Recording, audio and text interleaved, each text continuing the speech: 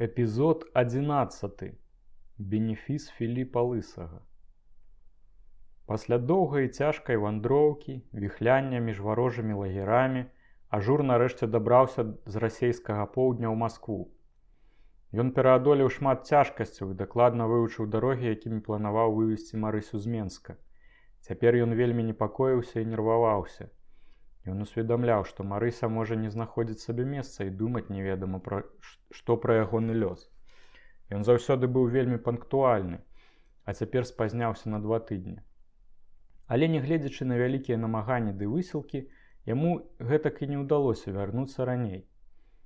Ён мусіў перакрочваць дзіўныя межы, якія змяняліся ледзь не штодзённа. Пераапранаўся, змяняў дакументы, адзін раз прадзёрся праз фронт паміж белымі і чырвонымі. Пад Масквой ягоны цягнік сышоў з рэек, пра што загінула мноства людзей. Ажур быў ранены, што праўда лёгка, але і так мусіў хадзіць у бінтах. Ад закупкі паперы ён адмовіўся. Гэта заняло б у яго мінімум яшчэ тыдзень часу. Пастанавіў вярнуцца без грузу і паведаміць уладам, што транспарт у дарозе, а за атрыманы задатак даставіць у гарадскія установы рэшту паперы, якая яшчэ засталася на складзе ў Запольскай. Яе кошт быў прыкладна роўны велічыні задатку. Гэтак ён хацеў давесці да канца свае справы ў Менску, а пасля выехаць з Марысяй на Каўказ. Ажур ехаў з Масквы цягніком далёкага прызначэння, які складаўся са старых таварных вагонах. У іх кішма кішэла ад людзей. Дахі і буферы таксама былі занятыя. Падарожжа з Масквы трывала 2 дні. Чым бліжэй цягнік пад'язджаў да Менска, тым большая трывога грызла Ажура. Нарэшце Менск. Забітыя людзьмі пероны і вакзал. Быў вечар. Ажур чым хутчэй паспяшаўся ў гатэль «Новарасійскі». Раздзеўся, з горам напалам вымыўся в вялікай мядніцы, бо інакш ані ў гатэлі, ані ў іншых месцах горада нельга было памыцца. Паправіў бінты на плячы, змяніў бялізну і адзенне. Свой падарожны гарнітур і бялізну ён укінуў у кафляную печку, якая стаяла ў куце. Падклаў некалькі паленцаў дроў і падпаліў. Адзенне аж варушылася ад вошай, цэлыя зграі якіх напаўзлі на Ажура падчас падарожжя. Пасля злодзей кулем вылецеў у горад. Ажур нічога не баяўся. У яго былі добрыя дакументы, якія гарантавалі яму бяспеку сярод чырвоных. Ён быў упэўненым. Калі раптам нейкі шухер, то ягоныя доўгія ногі не падвялі б. Ён цудоўна размаўляў па-расійску, у яго быў дазвол на зброю і правераны пісталет пры сабе. Аднак ягонае нутро мінтрэжыў нейкі неспакой. Ён не мог пазбыцца прадчування, што сталася нешта кепскае. Гэта змусіла яго яшчэ хутчэй заперабіраць нагамі. Мінуў браму, двор, калідор. У змроку ціхенька, як заўжды, пастукаў у дзверы. Унутры заўсёды ж адразу раздаваліся лёгкія шпаркія крокі. А цяпер было ціха, занадта ціха. Пастукаў мацней. Нічога. Запаліў ліхтарык. Можа, Маруся некуды выйшла і пакінула цыдулку на дзвярах. Але замест запіскі ён пабачыў на дзвярах 2 чырвоныя пячаці, а паміж імі шнурок. Упершыню ў жыцці Ажур запанікаваў. Як прыкуты глядзеў на гэтыя страшныя знакі, нібы на дамавіну сваёй каханай, на Марысіну труну. Электрычны ліхтарык свяціў увесь час. Ажур ішоў па двары і ціха насвістваў вальс. Першы раз за месяц ён зноў свістаў. Пастукаўся ў кватэру да дворніка. Блатны ўмеў лёгка заваёўваць людскі давер. У яго гэта выходзіла само сабой. Ён зычліва і шчыра ставіўся да ўсіх. Натуральная абаяльнасць і ў некаторай ступені шчодрасць таксама схілялі да яго. Дворнік заўсёды сардэчна ставіўся да яго і да Марысі, ніколі не адмаўляючы, калі патрэбная была дапамога. У дворніка аж выцягнуўся твар, калі ён пабачыў Ажура. «Гэта вы? А ў нас такое няшчасце!» «Што здарылася?» «Пані Запольскую арыштавалі чэкісты. Уночы прыехалі і забралі». «Даўно?» 3 дні таму. Кватэру апячаталі, а ключ аддалі старшыні дамавога камітэта. Сказалі, што ён галавой за тую кватэру адказвае. Можа, і вам не варта было тут з'яўляцца. Але чаму не прысядзеце?»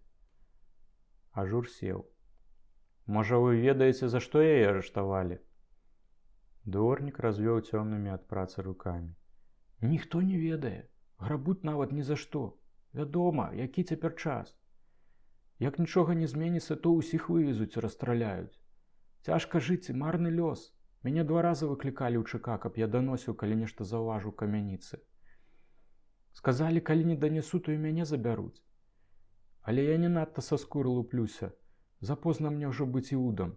Не прывыкла я да гэтага. Ажур слухаў і ціха свістаў, а ў галаве таўкліся думкі. Перадусім трэба даведацца, дзе Марыся, а калі яе ж няма сярод жывых, не, мусіць жыць. Так хутка яны не пускаюць у расход, з тыдзень пасядзіць. Устаў і моцна паціснуў дворніку руку. Дзякуй вялікі. Можа, жадаеце падсілкавацца ці пераначаваць, дык калі ласка, цяпер позна, страх хадзіць па горадзе. Але Ажур не мог спакойна ўседзець. Яго некуды гнала, смыліла, каб нешта рабіць, каб ратаваць Марысю. У галаву прыходзілі Цыпа, гаспадыня трушчобы, Жаба і Філіп Лысы. Усе мелі сувязі, усе маглі яму дапамагчы. На гарвыканкам не было чаго разлічваць, там у яго было слабае апірышча, калі Марысю і так ужо арыштавалі. Філіп Лысы жыў набліжэй, таму Ажур прыбавіў ходу, кіруючыся да гатэля «Еўропа», дзе быў ужо двойчы. На шчасце застаў блатнога ў сябе. Той ляжаў на акуратна засцеленым ложку ў вопратцы і брудных ботах. Спаў, быў п'яны, Ажур пабудзіў яго. Што за халера і гэтак далей? Гэта былі першыя Філіпавы словы. Але ўміг пазнаў Ажура, пазяхнуў і, пачэсваючы лысаватую галаву з высокім лбом, сеў на ложку. Ажур пачаў спакойна і падрабязна расказваць яму пра стварэнне крамы, дамоў з гарвыканкамам, выезд дзеля закупкі паперы, вяртанне, апячатаныя дзверы і размову з дворнікам. Філіп ведаў Марысю і вельмі паважаў. Яго вельмі ўсхвалявала гэтая справа. «Ведаеш што?» – сказаў ён калегу. «Нешта мне світае ў галаве, але не магу думаць. Галава трышчыць і гэтак далей. Трэба выпіць. Гэта дапаможа». Дастаў з шафкі бутэльку гарэлкі. Прапанаваў Ажуру. «Вып'еш?» «Не хачу, я не піў ужо месяц і цяпер не хачу». «За здароўе Марысі». Філіп выпіў сам, паморшыўся, запаліў цыгарэту і на хвіліну задумаўся, потым усміхнуўся і загаварыў. «Ведаеш што, дружа, мяне хлопцы шануюць, любяць, але думаюць, што мне 5-й клёпкі бракуе. А я толькі складана гаварыць не ўмею, а кожную справу тут трымаю», – паказаў на далонь, якую сціснуў у кулак. «Твая справа для мяне таксама ясная. Цяжка дапетрыць, што тут і як, але я клянуся, што я твою Марысю выцягну і гэтак далей. Даю слова». Філіп разлічваў на сваё знаёмства з Крывашеяным. Быў упэўнены, калі прыцісне каменданта, той здолее вызваліць Марысю. Таму цяпер яму хацелася крыху паіндычыцца і пахваліцца сваімі магчымасцямі перад паважаным фірмовым блатным. Зрэшты, ён сапраўды да канца не ведаў, які спосаб дзеяння дасць найлепшы эфект. Яны пачалі раіцца.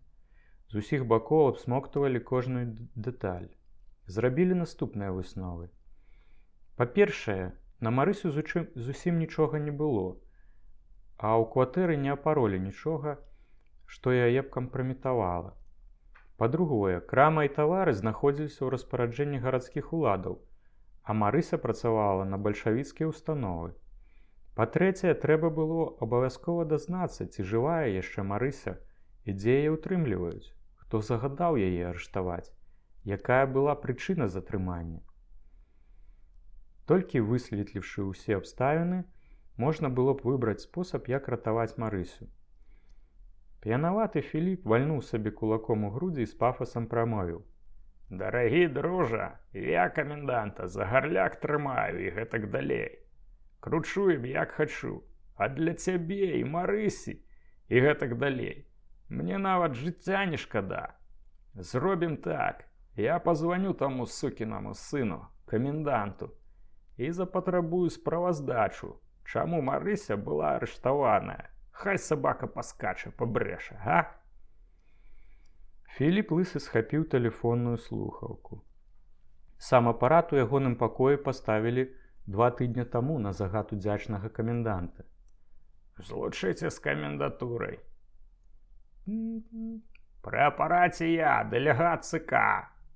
Папрашу кабінет каменданта. Няма? Злучыце з кватэрай, чакаю. Філіп лысы кіўнуў ажуру галавой і паказаў заціснуты кулак, потым адкашляўся і падняў уверх бровы. Так, я, Азія. Гэта мяне не цікавіць і гэтак далей. А як мне аскоміны нагоніш, то перавяду сюды родзіна зноў і гэтак далей. Іншая справа. Тут у цябе сапраўдны бардак і гэтак далей. Гэта перастае мне ўжо падабацца, так. Чакай, я не закончыў. Прашу тэрмінова даведацца ў надзвычайцы, хто даў загад на арышт Марыі Запольскай, якая мела краму пісьмовых прыладаў на вуліцы Захарыўскай і так далей. Вельмі важная справа. Секунда! Яшчэ не ўсё, дзе яна цяпер знаходзіцца. Чакаю каля тэлефона. Лінія занятая. Крывашеін не на жарты спалохаўся. Слухаўка ледзь не выпала яму з рук. Фантазія падсунула яму карціну, як Родзін з трыумфам вяртаецца на сваю пасаду, а сам Крывашеін трасецца за крадамі. Сію мінуту, прашу прабачэння, таварыш дэлегат, я зараз жа. Нават ужо. Гэта непаразуменне, я зараз дазнаюся. Павесіў слухаўку, схапіўся за галаву, потым жорстка загнуў у паветры сакавітым 5памярховым расійскім матам. Гэта датычыла і Марысі, і Родзіна, і дэлегата Азіі, і яго самога. Збег уніз у камендатуру і там па палявым тэлефоне папрасіў тэрмінова злучыць з кабінетам начальніка палітаддзела. Сябрук адразу ж узяў слухаўку. Крывашеін выдыхнуў. Таварыш, усё кепска. Мы на валаску. Здаецца, Родзін падклаў нам сабаку. Трэба ратавацца. Памятаеш буржуйку запольскую, якая з тым жыдам вяла інтарэсы? Дзе яна цяпер? Жывая? Добра. У архірэзкім завулку? Добра. Не выходзь з кабінета. Я выязджаю ў Еўропу да гэтага мярзотніка Азіі. Што за ліха яго да нас прынесла? Можа, нешта ўдасца, я з ім ладзіў, паспрабую. Той малпе нічога ж не сталася. Рэчы можна вярнуць, натуральна. Тады чакай, да пабачэння. Так, пазвоню. У архірэзкім завулку, у нарожным доме, які належаў раней да комплексу царкоўных пабудоў, бальшавікі абсталявалі адну са шматлікіх турмаў – браму смерці. Вязніца знаходзілася ў агромністых цёмных сутарэннях.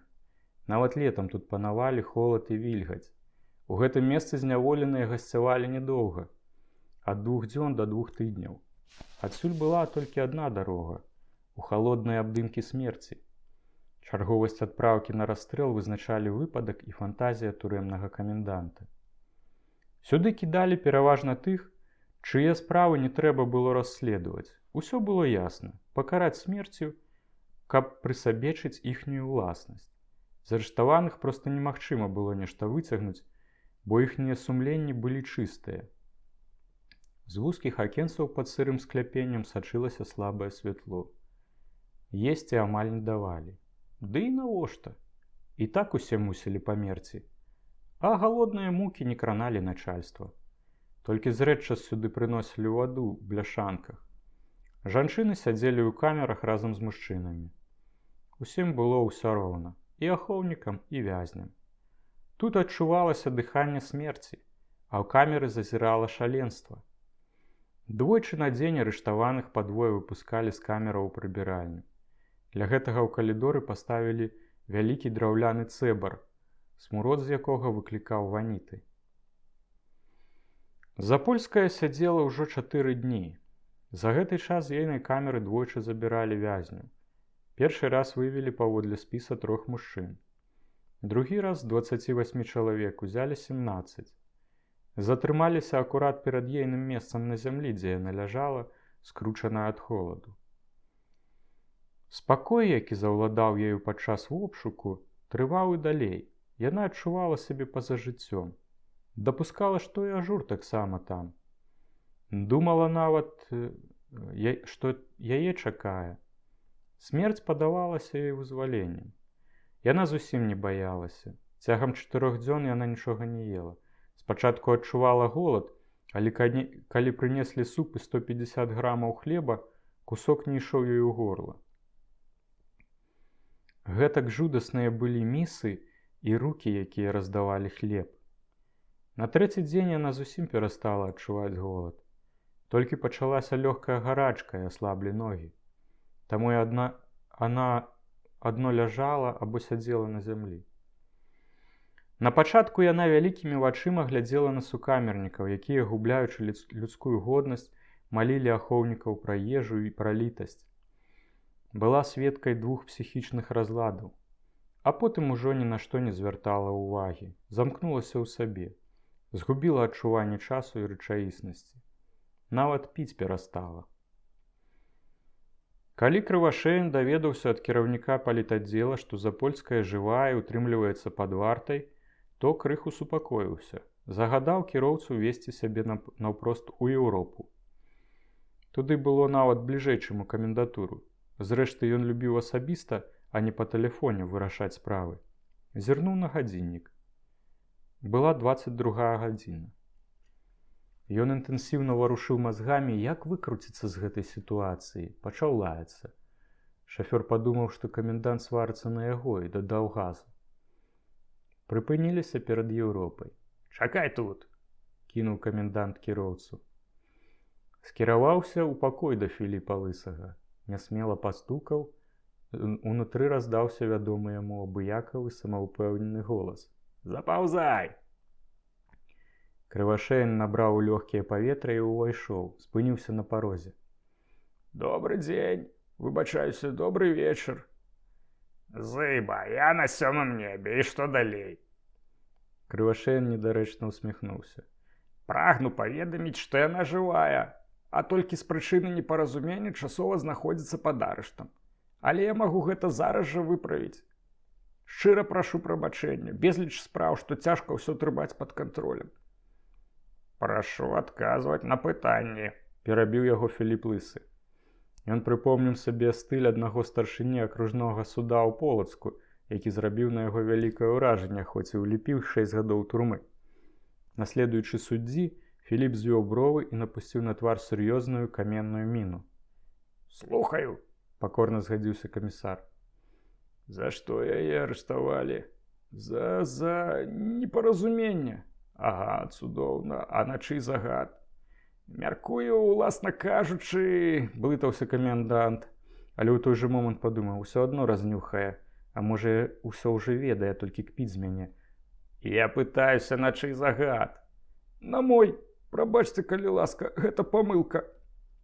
Філіп Лысы наблізіўся да каменданта, упёр рукі ў бокі і маўчком абводзіў яго позіркам, нібы збіраючы зняць з яго мерку на гарнітур.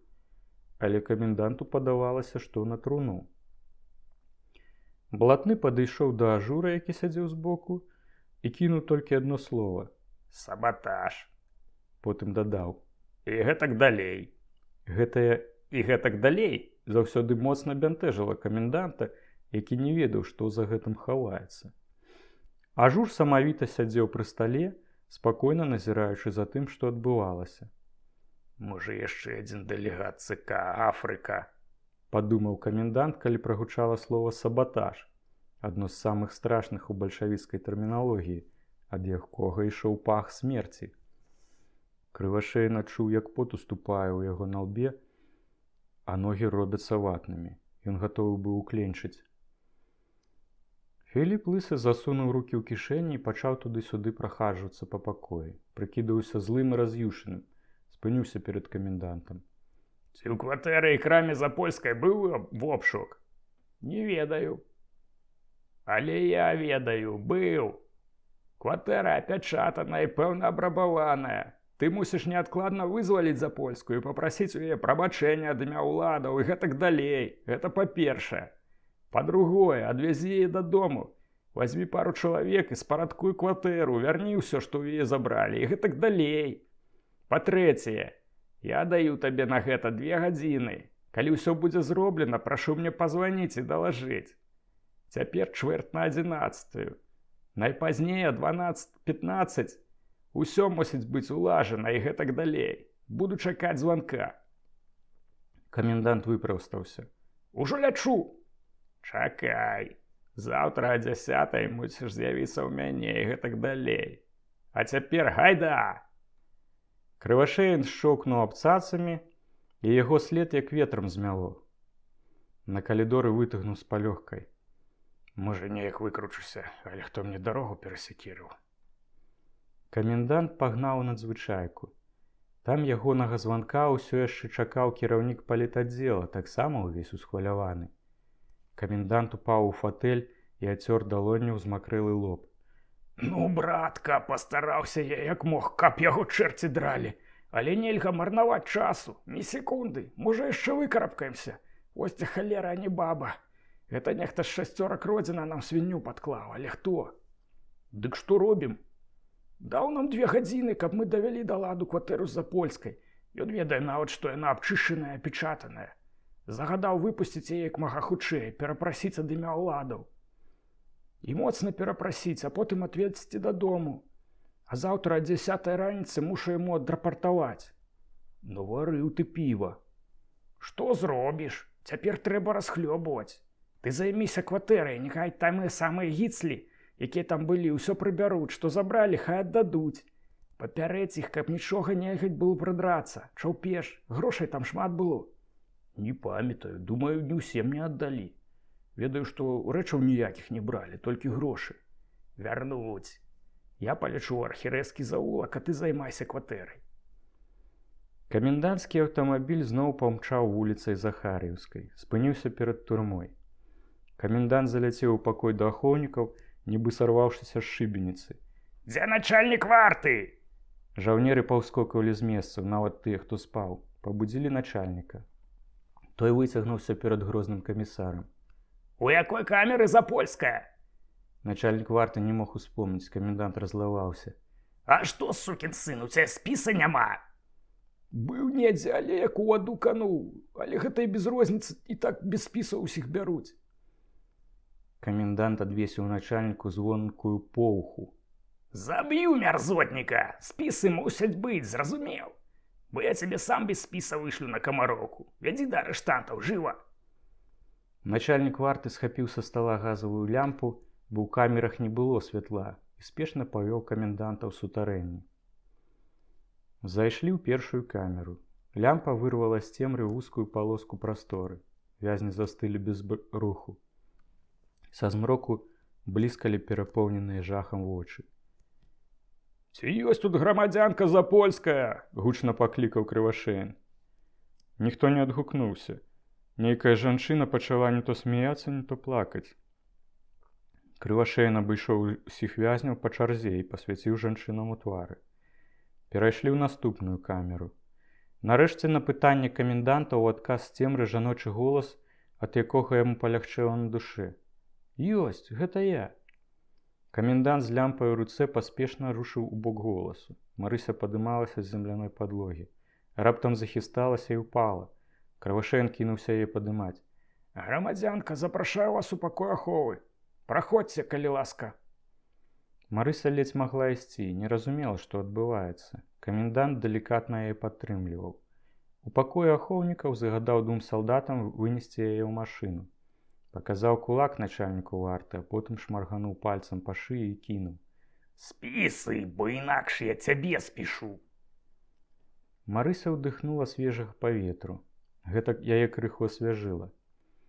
Камендант бачыў, што кабета вельмі слабая, не ведаў толькі ці ад страху, ці ад голаду. Загадаў кіроўцу ехаць у камендатуру. Трэба даць ёй каньяку, падумаў. У дарозе вельмі соладка прымаўляў. Я у вас, грамадзянка, шчыра прашу прабачэння. Вельмі вас перапрашаю і ад свайго імя, і ад гарадскога кіраўніцтва. Гэта была памылка. Даруйце, калі ласка, добра. Марыся чула ягоныя словы, але па-ранейшаму нічога не разумела. Крывашеін, заўважыўшы гэта, сказаў. Вас арыштавалі выпадкова. Цяпер мы вас вызваляем. Вязем дадому, усё канфіскаванае вернем. Толькі вельмі прашу вас нам прабачыць.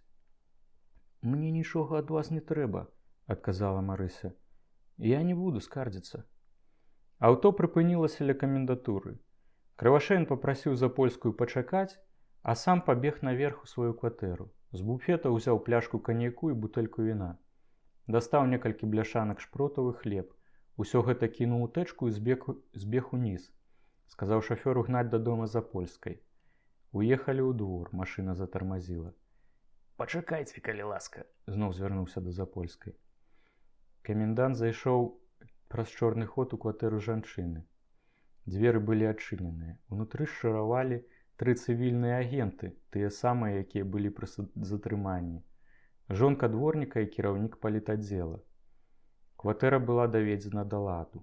Дворнічыха падмятала падлогу. Як у вас тут? Запытаўся камендант. Заканчваем.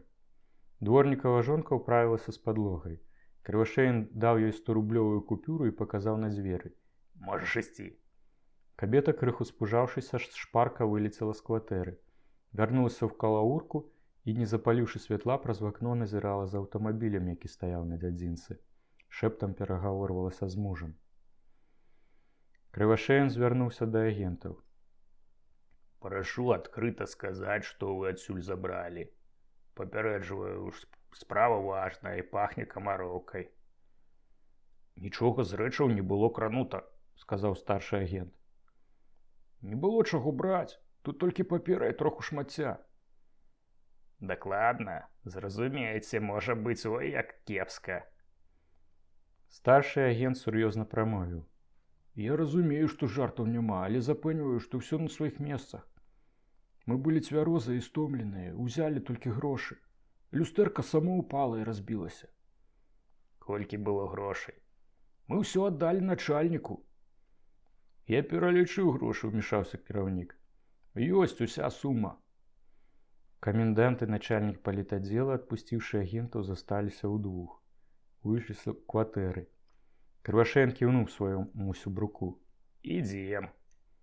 Падышлі да машыны. Грамадзянка, можаце выйсці самі? Так. Калі ласка. Марыся выбралася з аўтамабіля.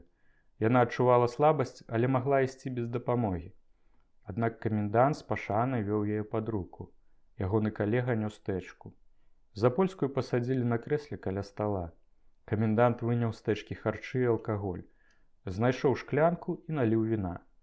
Выпіце, калі ласка, гэта дадасць сілаў. Калі ласка. Запольская ўзяла шклянку і памалу выпіла віно. Каўтала аўтаматычна, ёй проста хацелася піць.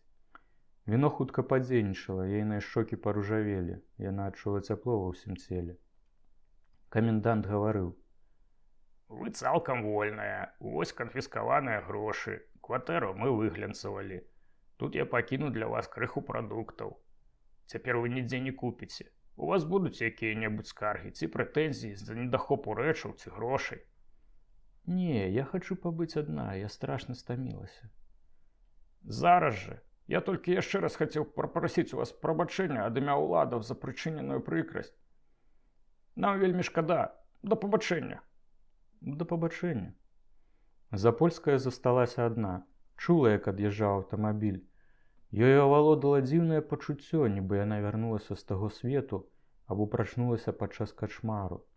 Віно надта хутка падзейнічала на аслаблены арганізм. Цёплая хваля залівала ёй грудзі, а да вачэй падступілі слёзы. Яна доўга сядзела без руху. На двор зноў заехала машына. Запольская не баялася. Потым дрыгнула ручка незамкнёных кухонных дзвярэй. У кватэру ўвайшоў Ажур. Стаў і глядзеў у вочы Марысі. Яна ўсміхнулася і махнула галавой, страсянуўшы слёзы. Як добра, Янка. Ён наблізіўся да яе і паклаў ёй далонь на валасы. Цяпер табе заўсёды будзе добра, галубка мая, заўсёды. У пакоі запанавала цішыня. І нават чорны варанок меней ездзіў уночы.